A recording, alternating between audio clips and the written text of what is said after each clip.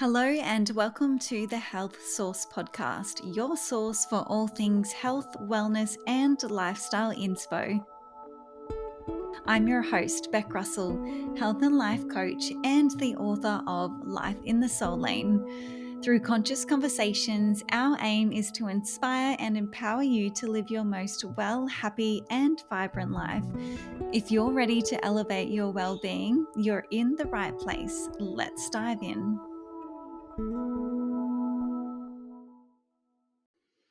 Hello and welcome back to the Health Source Podcast.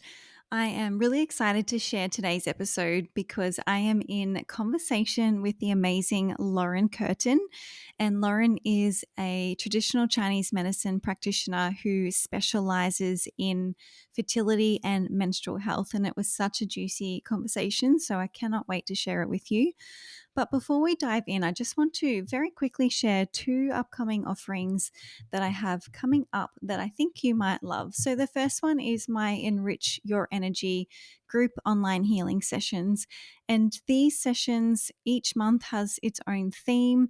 This month's theme is cleanse. So it is encouraging your body to have a gentle, energetic cleanse and release and let go so we can create space for the new. So these sessions are a fusion of yin yoga, meditation, breath work, and infused with Reiki healing. So it's going to be such an amazing session. The first one is coming up on Thursday, the 10th of October at 5:30 p.m. Australian Eastern Standard Time.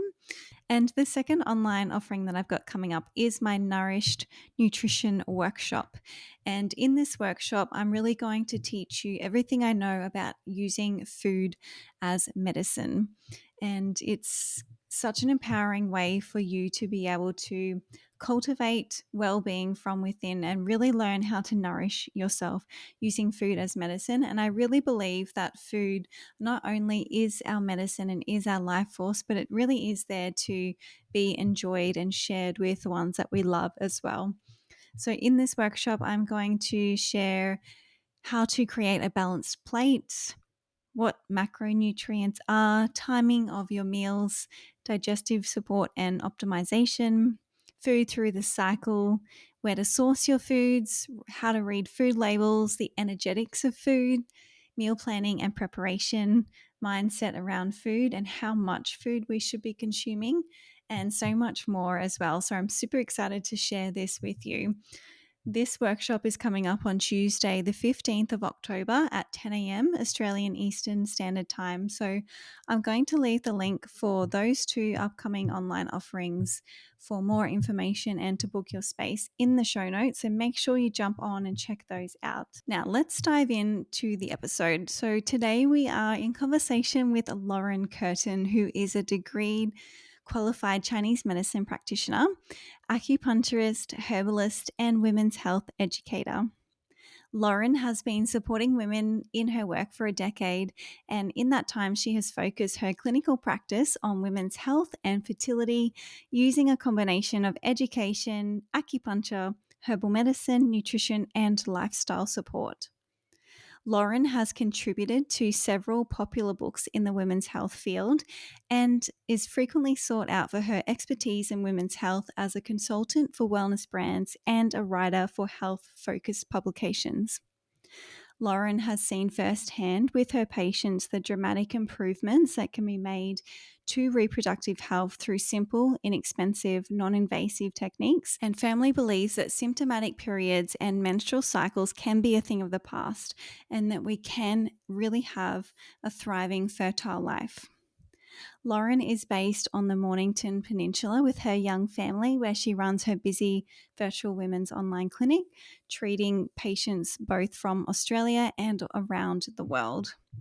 Lauren is super passionate about this subject, as you will hear in the episode, and she has so much knowledge and so much experience in this realm. So if you are looking to improve your menstrual health or interested about learning more about fertility, this episode is definitely for you. So without further ado, let's dive in, and I will hand it over to Lauren to talk all things menstrual health and fertility. Lauren, welcome to the Health Source podcast. Thank you so much for having me, Beck. It's my pleasure, and I'm excited to chat to you today about all things menstrual health and fertility. But before we dive in, Lauren, I would love to learn a little bit more about you, and I'd love to know what your top 3 things are that you do to keep yourself really happy and healthy in your life. This is a great question. I will say that this answer was very different before I became a mum. Before I became a mum, I definitely had a lot more self-care practices that I could do in my own time. So I would do a lot of journaling. I would do things like card pulling. I'm someone that really does well with a lot of like quality alone time. And that was definitely a part of like keeping me happy and healthy and all of those things, settling my nervous system, all of that kind of stuff. But now, being a mum, I have a lot more limited time to do those types of things. So the things that I do lean upon to keep me happy and healthy are a lot more of just like continuing strengthening those basics. So for me, one of those really big things is quality food. So I really make sure that my nutrition is as great as I can make it. I try to go for organic as much as possible. So I really place a lot of importance on our nutrition and making sure that I'm being nourished, eating regularly, lots of protein, all of those good things. So that's definitely a big cornerstone of health for me. Sleep is definitely a really big one that's been a lot more hard to come by in recent years. But when I can maximize it as much as I can, it just makes the world of difference. Like I for sure notice and feel the changes that happen when I'm not getting quality sleep. So whenever sleep is going well, it just makes such an enormous difference. And then for the third thing, I would say family time and quality time with the people that I love. That makes such a huge difference to, I think, all of our mental health when we're spending time with people that we love. And that's a really big part of health as well. Absolutely. Those top 3 that you said there, our nutrition and sleep and time with family and community is so important, isn't it? So thank you for highlighting that for us all. Now, Lauren, I wanted to ask, could we get a little bit of a sneak peek into what a typical session would look like for you? If you could just explain a little bit about your niche in fertility and menstrual health and what TCM even is and some of the tools and just what it looks like inside one of your consultations, just for anyone who might not be familiar with this modality. Yeah, for sure. And it's a really great question because I think a lot of people do come into an appointment probably not exactly sure of what to expect. They might have seen someone like a naturopath before, or they may not have had any kind of, you know, type of consultation with someone outside of the conventional medical model. So all of my initial consultations run for an hour and a half. So we always have 90 minutes together. We usually go over time because there's always lots to talk about, but usually we have 90 minutes. And I make my initial appointment quite long because there is so much to cover. Because from a Chinese medicine perspective, we like to cover all aspects of your health. So women, as you said, are usually coming to see me for menstrual health and fertility. And we talk all about that in their initial consultation. But then we also talk about their energy levels and their nutrition and their digestion, what their bowel movements are like, what their sleep is like, exercise, stress levels, their environment that they're living in, relationships, and obviously going through their whole menstrual history, what's been happening for them for their fertility so far. So we really cover everything. And so, it does take time to go through all of those questions. But especially in the realm of fertility and menstrual health, we do spend a good portion of the appointment really going through in detail about their menstrual cycle and about their menstrual history when they got their first period, what their periods were like as a teenager and then as a young adult, what their history of contraception has been like, if they were on the pill, the Mirena, or what that experience has been like for them. And then, of course, what their cycle is doing now. We go through all of these different parameters through a Chinese medicine framework. And the questions are very detailed about the menstrual cycle and the period. And a lot of women will say, I've never been asked these questions before, or had never even really thought about it before in that much detail. But all of these things that we ask about as Chinese medicine practitioners mean something and help to lead us towards their root cause, their diagnosis, and then how we can best help to support them. So that initial consultation is really that initial time of gathering a lot of information about them. And I always joke that we're like little detectives just trying to piece together pieces of the puzzle and trying to really figure out exactly what's going on for that person. So we will go through all of these questions. A lot of psychoeducation is woven into that first call. Often I'm going through things like basal body temperature charting with these women and kind of explain their ovulation and their fertile window. And so it's really kind of like a bit of a crash course in understanding your menstrual cycle and your fertility. And then, of course, we go through like if they're taking herbs or if they're taking supplements, if they're taking any like prescription medication. And then, of course, if it is a fertility consult, we go through their partner, if they have a partner, and what their health is like, and kind of gathering a nice, well-rounded picture of their fertility as a couple. And then what I do after their appointment is I send out a really nice big treatment plan for them, covering everything that we had spoken about, all of my recommendations for them. And in that treatment plan email, I include a lot of extra things that they can start incorporating into their life in terms of their nutrition, lifestyle. And then I will typically do a supplement protocol for them if it's relevant for them. And then I almost always will do Chinese herbal medicine as well. And so that will always be a custom herbal formula depending on what's going on for them. So it's very much individualized to the person and what their goals are and their needs are. But yeah, we cover lots. And often if it's a fertility context, it's giving advice about fertility specialists, or if they're doing something like IVF, it's perhaps saying, okay, maybe request to have this test with your specialist if it hasn't been done, or perhaps we're doing testing together. We might be doing some functional testing together as well. So it's, yeah, there's a lot that we go through, and it's great that there's a lot that we can do from, from Chinese medicine perspective, from a holistic perspective. There's lots that can be done. It's such an in-depth, all-inclusive, let's get to the root cause modality, isn't it? I absolutely love it. I'm no expert by any means, but the research that I've done and listening to lots of podcasts with experts like yourself, it's just so fascinating to me. It comes from an ancient place, isn't it? And it's so aligned with nature as well, and really encouraging us to bring ourselves back to balance within our own body, but also aligning with the nature outside of us as well. Absolutely. And that's such a big cornerstone of Chinese medicine, is realizing that we're not separate from nature. And one of, I guess, the philosophies is that we are our own ecosystem into ourselves, and it's like we have the tides within us, and that we have like the elements within us. If we're thinking about it from more of like a 5-element Chinese medicine paradigm, because within Chinese medicine, there's lots of different schools of thought within Chinese medicine. So, but yeah, 5-element acupuncture, 5-element Chinese medicine is definitely a big part of it too. And yeah, I mean, just the philosophy of seeing that we're not separate from nature, and what we do to nature, we're also doing to ourselves, and then vice versa. And obviously, there's so many lessons that we can take from nature. And often that's what leads us back to more optimal health, is living in alignment with what nature actually intended for us as humans. Absolutely. Now, I know that your niche is in menstrual health and fertility, so I'm guessing that they are the primary sort of clients that you attract. Are there any other standout conditions or symptoms that your patients come to see you for? And do you have any thoughts around why we might be experiencing a lot of these symptoms, particularly with struggles with our menstrual health in this modern era?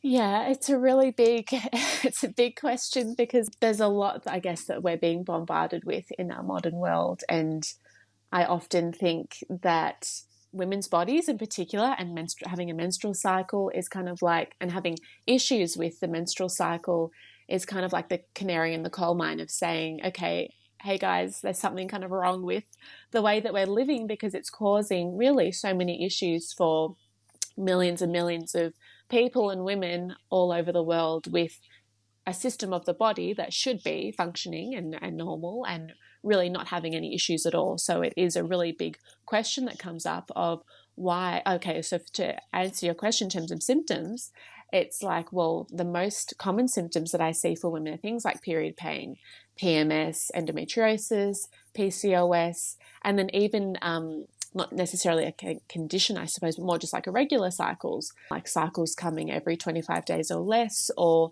every 35 days or more. Things like really heavy bleeding, really light bleeding, that's all been very, very common. Things like low progesterone as well, low estrogen, those I often commonly see when we're just working with menstrual health, but definitely in a fertility context as well. Fibroids, cysts, polyps, all of those types of things. Adenomyosis is becoming like more common from what I'm seeing as well with my patients. But when we kind of strip all that back, it's like, okay, why is this system of the body really experiencing like so many different challenges? Like, obviously it's so common for women to experience issues with their menstrual cycle, and at least from my experience, it's more rare to come across a woman that's having easeful periods, has like never experienced period pain, and it's just really been a breeze. That is more, unfortunately, rare.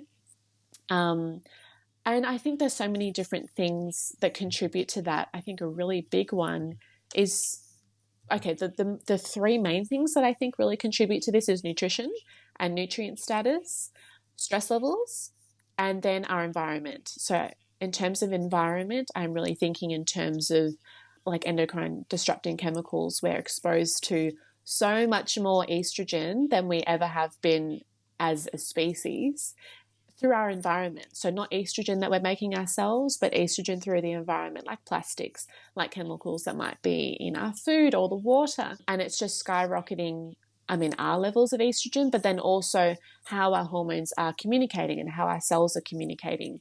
And we're seeing, real evidence of that with the age of puberty for girls lowering, like getting lower and lower. Like usually it would be, like age 13, 14, a girl might get her first period. But, the last few years or perhaps the last decade or so, it's really like girls are getting their periods at 12, 11, 10, 9, sometimes even 8 years old. And that age of menarche, which is when you get your very first period, is just getting younger and younger. And really that has a lot to do with young kids being exposed to a lot of estrogen and just propelling that whole cycle of puberty to happen a lot earlier. And a lot of things like really severe period pain, endometriosis, adenomyosis, fibroids, PMS, all of those types of things, can have those associations with endocrine disrupting chemicals in our environment. So being able to address that, if you're trying to address your menstrual health, is a really good pillar to lean on and being like, okay, what can I do to reduce my exposure? And also not feeling overwhelmed, because once you start looking into this, you're like, oh no, because these chemicals are literally everywhere. And it's definitely not about getting your exposure to zero, because that is unfortunately impossible for everybody. It's never going to be zero anymore, but it's really how can we just reduce our exposure? So that might be like switching to stainless steel for your cookware, getting rid of not storing your food in plastic anymore, storing it in glass or stainless steel, having a glass drink bottle. And then all of a sudden that's actually really reduced your exposure, because these are things that you would be using every day. And then you could even get into things like using more natural fibers for your clothing, or trying to go like organic with your bedding, like things that you're breathing in really closely. But a lot of those things can be cost prohibitive as well, because they're usually quite expensive. So it's kind of having a bird's eye view of it and being like, okay, what can I actually change? And what's some things that maybe I can change in the future? What are some things that I might save up for? And then perhaps there's some things that just can't change, and that's also okay, but it's just trying to reduce that exposure as much as we can. It is quite the minefield out there, isn't it? Particularly when we're talking about these external environmental toxins. But that was going to be my next question. You kind of already half answered it. I know that every woman's menstrual cycle or any potential symptoms or issues or struggles they might be having are unique to them. But do you have, besides starting to look at our external environment and potential toxins, do you have any other tips that could generally help women to start to create a bit more balance and start to welcome in a bit more of a healthier cycle? For sure. So even though challenges that women could be experiencing with their menstrual health can vary so much, there always is the foundations that we need to do just kind of across the board that's really going to support everybody's menstrual health, because at the root of it, everyone's nervous system functions in the same to the similar way. Everyone has the sympathetic and parasympathetic branches of their nervous system. So these are the things that we can really lean upon. So when we're thinking about foundations for menstrual health, we're really thinking about nutrition, we're thinking about the nervous system, so stress levels, we're thinking about movement, and then as we already spoke about, we're thinking about our environment. So those are like the four things that I think, most women do really well to start with in terms of supporting. And then, of course, there's so many other things that we can add in there as well that are really supportive. But you can get really far with just starting with the basics. And often we kind of think it might be something a little bit more exciting than that, or something a bit more rare, or something that we've never heard of before. But often it is, just really harnessing those basics with which a lot of people struggle with, because our modern world and our modern society, how everything is set up, isn't really conducive to supporting those, main kind of foundational pillars. So it does have to be deliberate to be focusing on those basics. So in terms of nutrition, I really like to recommend like nutrient density. So commonly I'm always looking through my patients' blood test results, and deficiencies are so common for women. Things like their iron levels, their B12, zinc is really commonly low, and vitamin D is really commonly low. And those are all things that contribute to optimal menstrual health when those levels are in a really great range. And I do see really commonly that those levels are coming back in like an actual deficiency range for a lot of women. So we really need to focus on nutrient density through our diets and focusing on more protein. Protein is something that I speak about a lot with women in terms of increasing their protein, and the changes that we see from that quite quickly are often quite dramatic and quite almost unbelievable with just a simple intervention like increasing their protein. And often women are like, I actually can't believe that something as simple as that has made such a difference, when they might have been trying, all of these other different, maybe more complicated things, and they just needed to eat more food.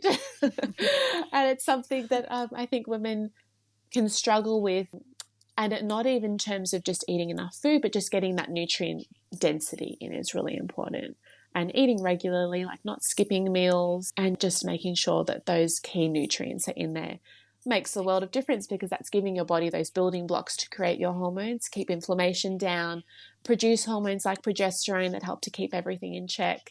And yeah, we really can't go past nutrition. And then obviously stress levels, that nutrition and stress levels, like optimizing and reducing stress levels, really need to go hand in hand, because you could be eating great, amazing, nutritious, organic food, but if it's going into a digestive system that isn't able to extract the nutrients optimally, then it's not doing as much good as it potentially could be. And so, the whole nervous system completely orchestrates the whole menstrual cycle. If the nervous system is perceiving threats constantly, it will shut down the menstrual cycle. It will interfere with ovulation. It will delay ovulation or stop it altogether. And that's always a protective mechanism from the body to try and protect you. If it's perceiving a threat, and we kind of think a threat sounds quite intense, but that threat could be waking up with an alarm, really early every day, jumping out of bed, scuffling down breakfast, and getting like sitting in traffic for a while driving to work. That is, for most people, kind of a situation where it makes their nervous system heightened and under pressure.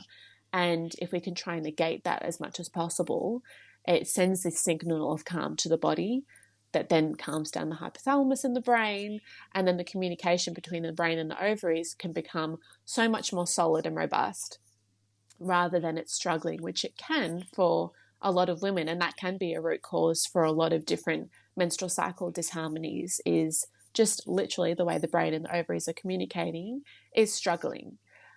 So there's lots that we can do to help support that, but addressing nervous system makes such a big difference. And often, like, I just did a deep breath, and that's something that I recommend for all my patients, really, is to focus on their breathing, focusing on deep abdominal breathing rather than like breathing into your shoulders. It's like breathing deeply into your belly stimulates the vagus nerve and gets you into that parasympathetic nervous system, which is your rest, digest, and calm state. And that's when the menstrual cycle gets attention and gets nurturing.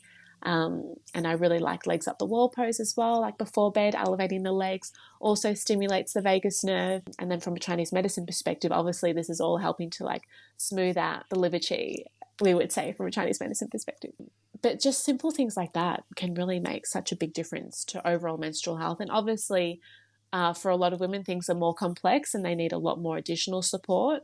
But those foundations really need to be there first before we then build upon with extra fancy stuff. I'm glad that you brought that up, because not just addressing, like these are all important foundations like you touched on, but things like your nutrition and reducing your stress levels, it can be really that simple for us to start Yeah. to elevate our well-being. And so it helps for people, I think, rather than having this sense of overwhelm of like, oh my God, like I've got all of this happening in my body, my menstrual cycle's all out of whack. And just, I feel like it's really empowering for women to know, hey, like let's just add a bit more protein to our diet. Let's take a few big belly breaths. Let's put our legs up the wall, whatever the thing is. And it just, I really feel like it helps us to feel a lot more empowered to be able to, yeah, take the power back into our own hands to increase our menstrual health and our overall health as well.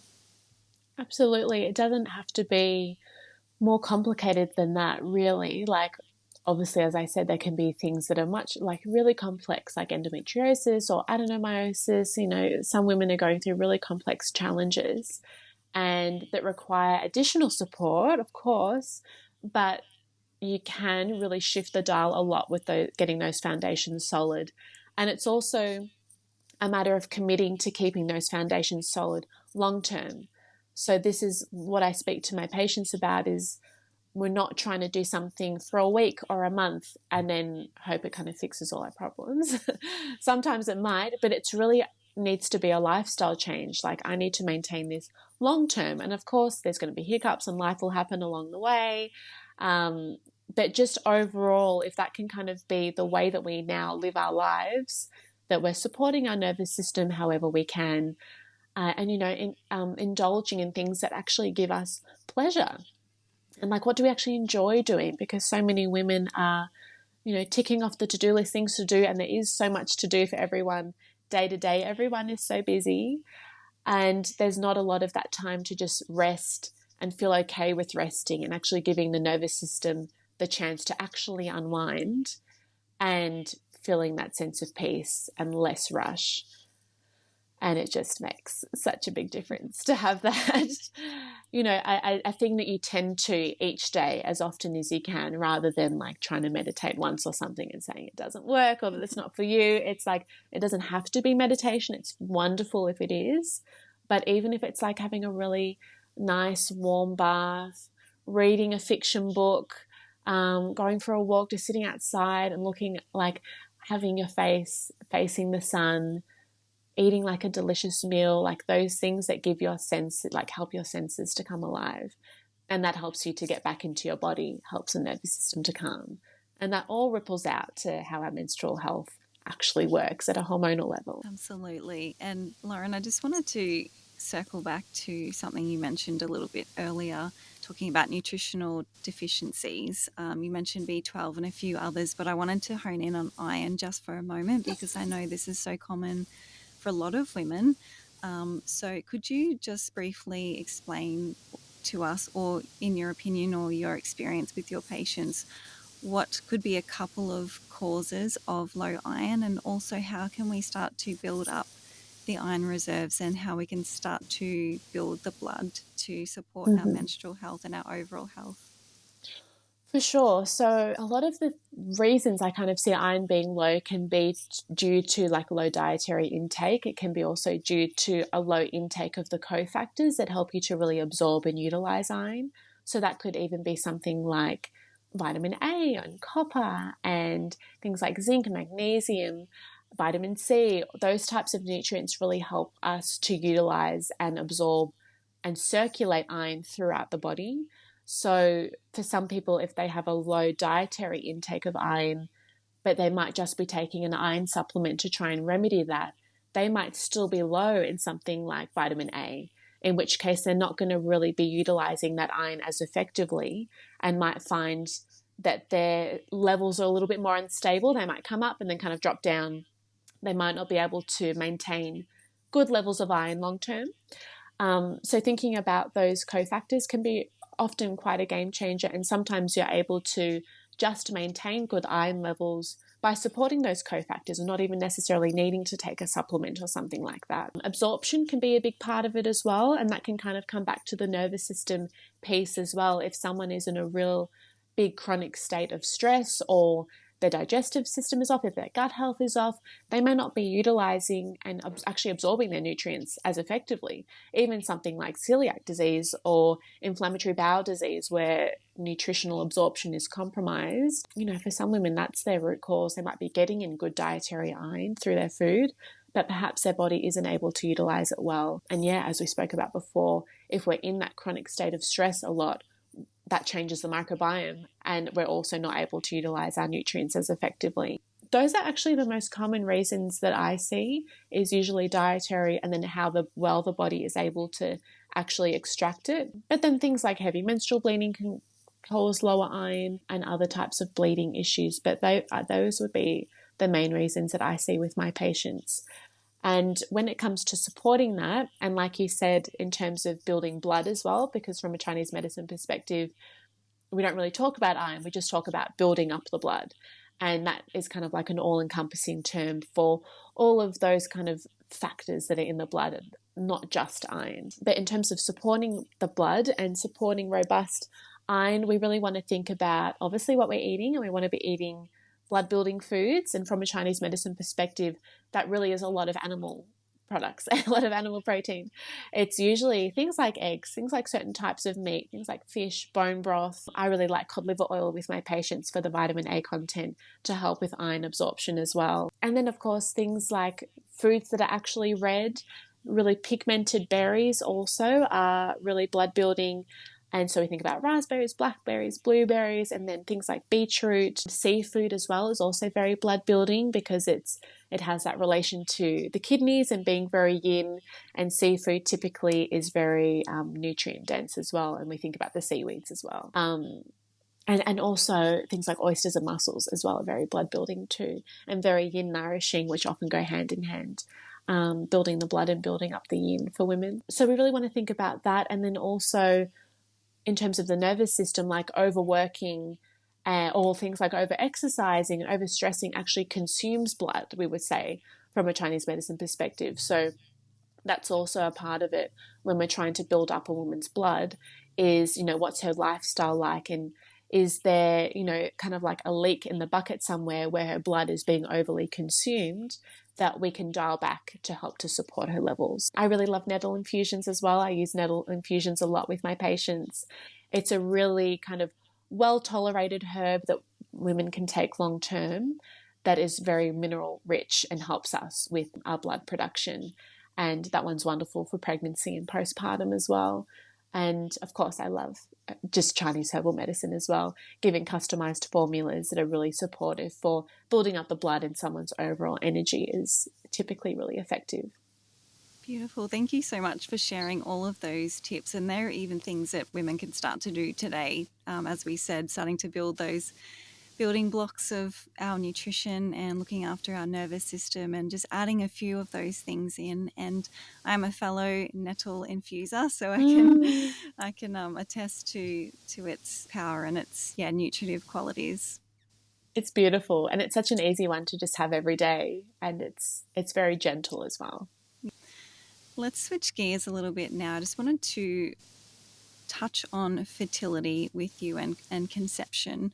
I know for a lot of women and couples, this can be quite a journey. So do you have any advice on how couples, women and men, can both prepare their bodies to have this beautiful conscious conception, to make sure that the woman is really supported throughout this whole process, and so that they can have a beautiful, healthy baby as well?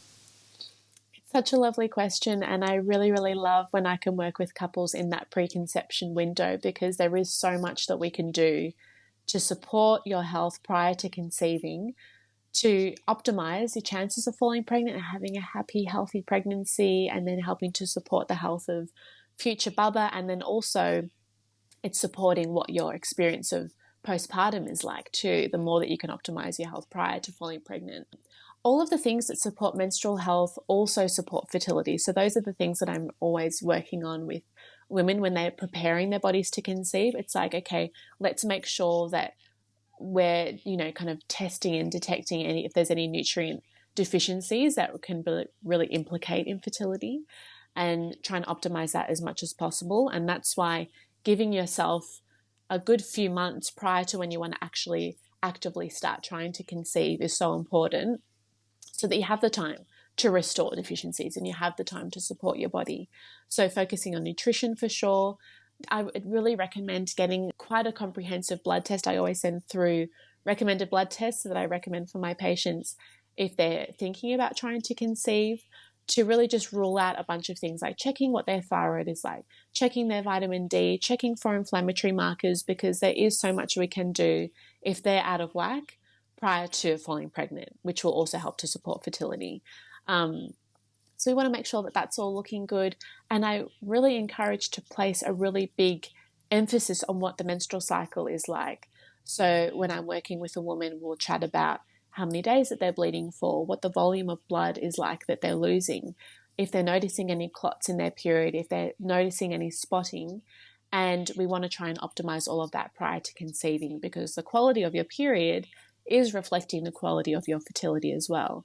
So if some women that I work with have really, really light periods and weren't actually aware that their period was quite light, because I really go through it in detail, like how often are you changing your pad or your tampon or your period undies or your menstrual cup. And sometimes when we really nut it out and quantify it, it's like, okay, your period's actually quite light, on the lighter side. And if it's light, then, my Chinese medicine brain is saying that they're likely having a blood deficiency. But then also it's meaning that their uterine lining isn't probably getting thick enough through their menstrual cycle. And therefore there's not as much blood to lose when they have their period. And then so if we take a step back, we think, okay, well, why is their uterine lining not getting thick enough? Is it a blood flow thing? Is it an estrogen thing? And then we can address those things.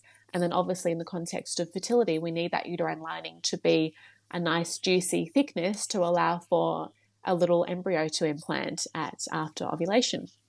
So that can really tell us so much about the state of our fertility, is tuning into what our menstrual cycle is doing.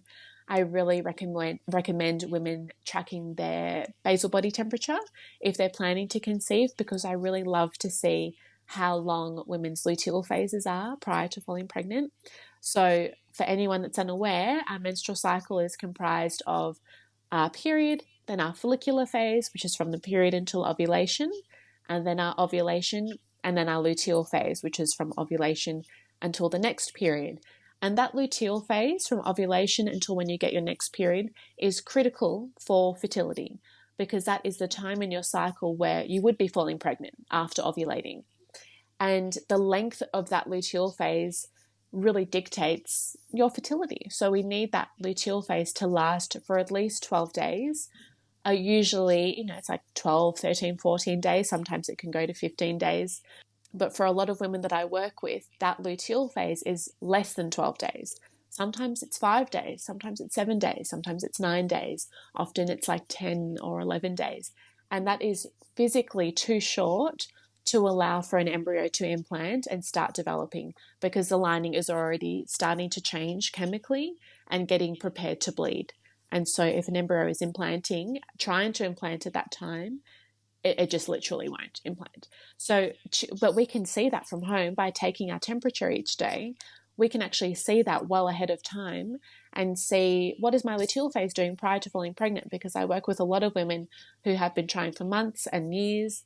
And when we do this, we're like, your luteal phase is 10 days. Like, of course, of course, it was never going to happen at 10 days. So we really need, that gives us direct feedback and our direct roadmap on how to actually support this specific person's fertility, because obviously everyone is a little bit different in what their challenges are.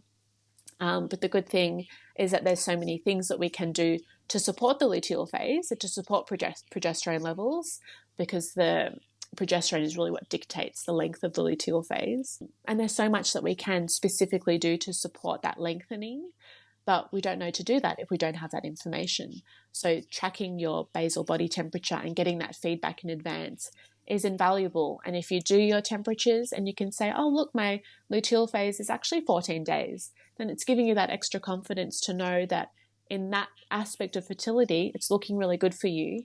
And you know that that's not even a factor for you when you get to trying to conceive. So I think the more information that you can gather and the more intimately you can learn and understand your menstrual cycle and your menstrual health puts you in such an amazing position for when you actually are ready to fall pregnant. Because a lot of women start trying without any of this information, and then it's like trying to figure out once they're ready to conceive, it's like, okay, when am I actually ovulating? What's my fertile window? When should we actually be trying? And sometimes for women that's happening like 6 months in.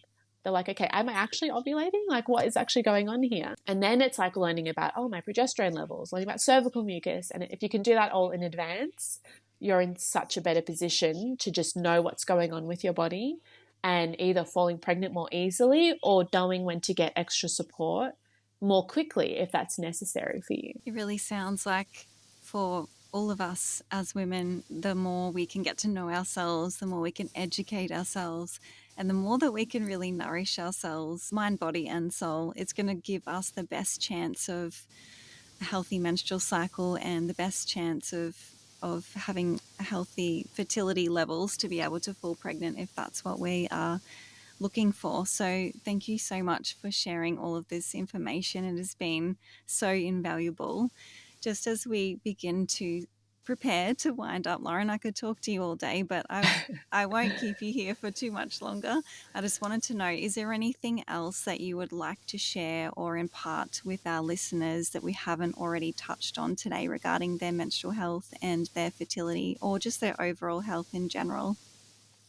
Yeah, I would just say that this is something that I talk about with my patients all the time, is that anything with the menstrual cycle and menstrual health is changeable. So often women that have been experiencing something like chronic period pain or really difficult cycle challenges are often in kind of have been given this messaging that that's kind of the way periods are. And we shouldn't necessarily be expecting more from that aspect of our lives. And that's just something that I really love debunking with women and saying, no, you can actually have like pain-free periods.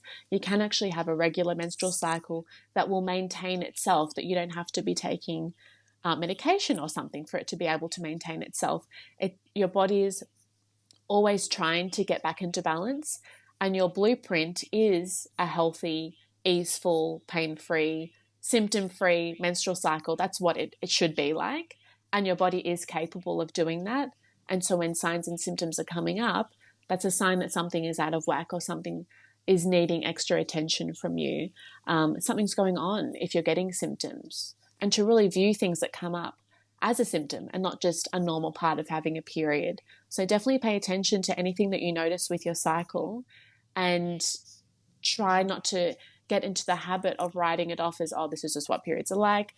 All the women in my family have painful periods, anything like that. It's not necessarily true. There's a lot we can do to support our menstrual health, and you are definitely not designed to suffer. And if anyone is suffering with their menstrual cycle with recurring chronic symptoms, just know that there is so much you can do to get back into that place of ease. And it is absolutely possible for you. And I see it happen all the time. I experienced myself getting from that place of really chronic issues to having really easeful periods.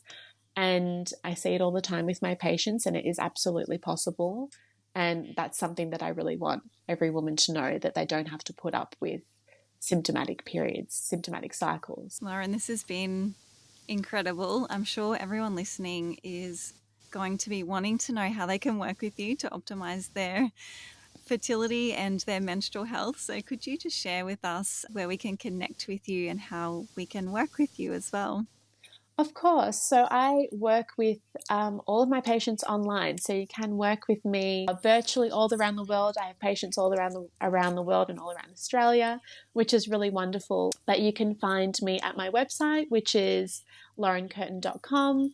And then my Instagram is just at laurencurtin, and that's where a lot of people find me too. So feel free to shoot me a message if you have any questions about any of this stuff. Amazing. Thank you so much, Lauren, for sharing all of your wisdom with us today.